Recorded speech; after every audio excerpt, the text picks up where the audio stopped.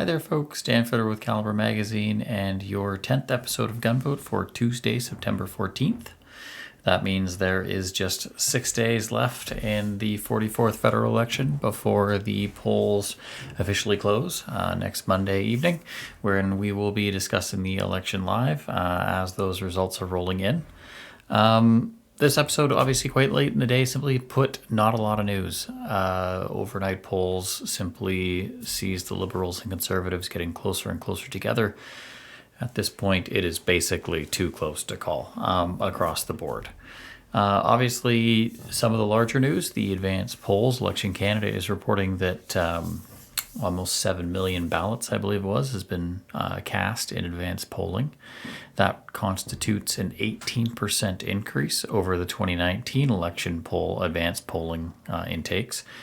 That means that likely we have probably seen nearly half of the ballots that will be cast in this election already cast in the latest 2019 election. I believe it was 18 million ballots total. There have been increases year over year, and as we'll get into in a bit, when you see large changes in government, such as we saw in 2015 when Justin Trudeau replaced Stephen Harper, you see large increases in voter turnout. So seeing an increase in those advanced poll turnouts is not necessarily a bad thing, and would, by most conventional wisdoms, hold for a bit of hold to indicate some kind of change might be brewing.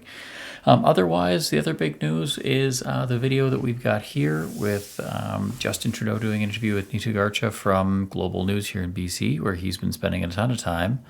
BC finally being a province in play where some of the seats may be up for grabs and they might actually matter for the national total. That's how close things are getting. So I'm just going to hit play on this here, and you guys can see he took some flack for this. I think for reasons that'll be pretty obvious to everyone once you guys see this. Mr. Trudeau, we have to leave it there. Thank you so much again for your time. This is an election on big things that we didn't get to talk about. We didn't talk about the pandemic. We didn't talk about climate change. These are the decisions people are taking. This is what people care about in BC. Mr. Trudeau, what people care about is, among many things, reconciliation. And that's why that was among the top questions that I've asked you today. We have run the debate. We have run major news conferences that you have held throughout the campaign. Our colleagues across the country have asked for opportunities to interview you and ask a range of topics, and you've denied their request. This is likely, from what we understand, the only opportunity. I'm excited to continue talking to British Columbians about climate change and about ending this pandemic for good, and about the important choice BCers and all Canadians need to make on how we move forward. Great. Thank you very much again for your time. Thank you. Obviously, he's taking quite a bit of flack for that. So he should, right? That is pretty much the absolute prototypical explanation or definition of mansplaining to a very accomplished journalist. And frankly, as someone that I don't consider myself a serious journalist by any stretch, but I have been working in media since 2003.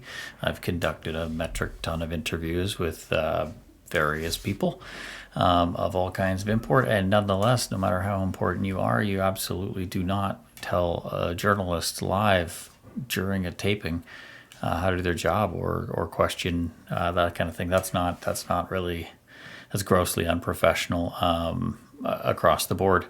And I think that's, as we discussed yesterday, you've got the momentum from the losing of the debate where he was questioned on that. And then you immediately rolled into the JWR book on the weekend, Cesar Shalina Chavez saying that she endorses the local Conservative candidate. Now you've got him speaking down to a female reporter in a manner that I think, if I'm totally blunt, I don't envision him making those same comments if that's Peter Mansbridge or another male reporter. So we can expect to see that continue to take an effect, especially in the suburban female ridings where he typically has pulled very well. Overall, probably not going to see a lot of movement at this point. Now it's mostly about the ground game. So for those gun owners out there that are wondering what you can do, as we discussed yesterday, get out there and volunteer. At this point, the federal campaign on a national level is sending their volunteers out. Their campaign staff are going to be sending on planes to local areas to help out with individual campaigns they think can win because it's that important. Obviously, Trudeau's plan for firearm reform includes a magazine capacity limit for all long arms to 5 rounds.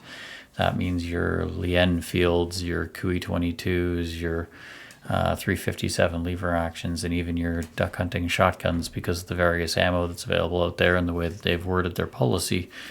You'll all end up having to get those guns welded up. So if you're watching this and you're a hunter and you're thinking, a lot of what we talk about on Caliber is typically handguns that are AR-15s or more of a shooting sports type stuff. This absolutely affects you. This is a blanket gun policy that we need to keep off of the books. So it's imperative that you get out and vote on Monday at the absolute least to try and keep the Liberals from gaining the seats in your areas. Other than that, if you do have time, by all means, please reach out to an EDA and please volunteer. It's actually a lot of fun. Usually you'll get some Tim Hortons bought for you or something. You meet some folk. It's not a bad way to spend an afternoon. And this weekend is going to be nuts. This election will probably be decided by whatever party can get their ground game moving. And what that means is literally knocking on doors and trying to get people to vote, reminding them on Monday to vote. People do forget. There are people for whom this isn't a big deal. They will forget. So that's what the ground game is. So if you've got time, please volunteer on the weekend. I likely will be here in Kelowna. If anyone else can, please do so.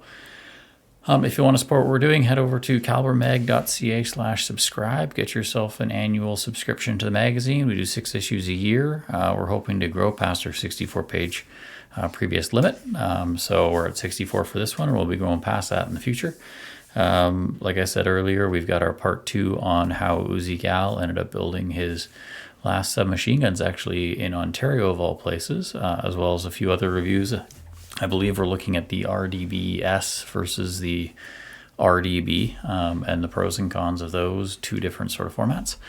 Obviously post-election coverage too, because this issue is coming out shortly after the election. So we'll be sort of touching on what people can expect, which will also be the subject of tomorrow's video. I've been doing a lot of thinking about timelines and where we stand, and I think it's probably worth discussing what we're sort of looking at regardless of outcomes here. So that'll be the subject of tomorrow's video.